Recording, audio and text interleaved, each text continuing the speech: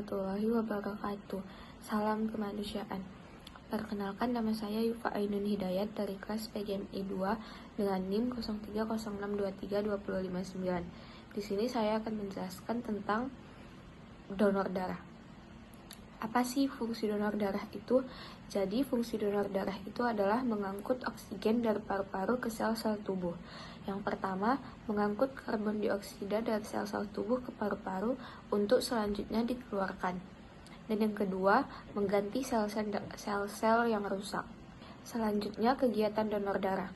Donor darah yaitu menyumbangkan darah untuk tujuan transfusi darah. Dan transfusi darah adalah proses pemindahan darah dari seseorang yang sehat dan memenuhi syarat ke seseorang yang membutuhkan. Selanjutnya adalah donor darah sukarela.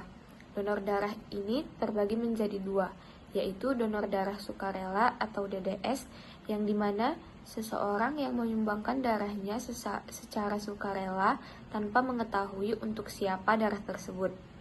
Dan yang kedua, donor darah pengganti atau DDP.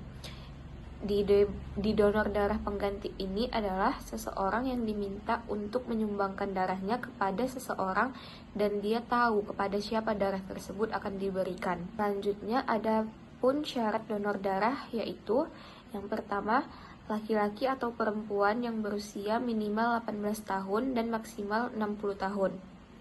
Yang kedua, sehat jasmani dan rohani menurut pemeriksaan dokter. Yang ketiga, berat badan minimal 45 kg.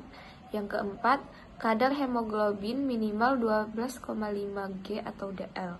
Yang kelima, tekanan darah 100-180 mmHg dan diastolik 50-100 mmHg. Yang keenam, tidak menderita penyakit HIV atau AIDS, jantung, hepatitis, paru-paru, ginjal, kanker, dan penyakit kulit kronis.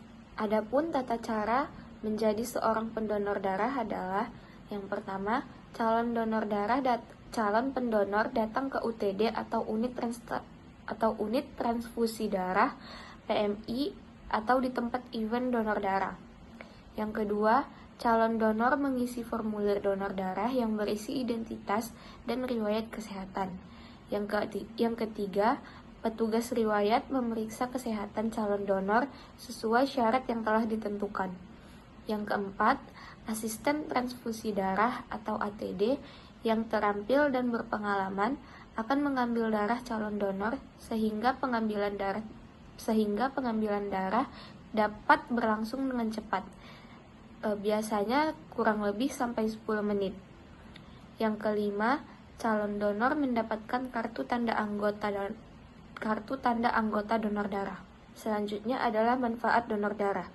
Manfaat donor darah bagi pendonor yang teratur dapat membantu merangsang produksi sel-sel darah baru. Proses pendonoran darah ini akan membantu tubuh tetap sehat dan bekerja lebih efisien. Ada pula efek samping setelah donor darah, yaitu pada sebagian pendonor darah ada yang dapat mengalami efek samping dan ada juga yang tidak. Efek sampingnya ada yang merasakan nyeri atau memar pada lokasi suntikan dan juga dapat mengalami lemas atau pusing. Adapun orang-orang yang tidak bisa mengikuti donor darah, yaitu yang pertama, demam dan penyakit pernapasan. Yang kedua, kehamilan atau ibu menyusui. Yang ketiga, tekanan darah tinggi. Yang keempat, tekanan darah rendah. Yang kelima, menderita penyakit kanker. Yang keenam, riwayat transplantasi. Yang ketujuh, kadar zat besi tinggi. Yang kedelapan, mengidap penyakit menular.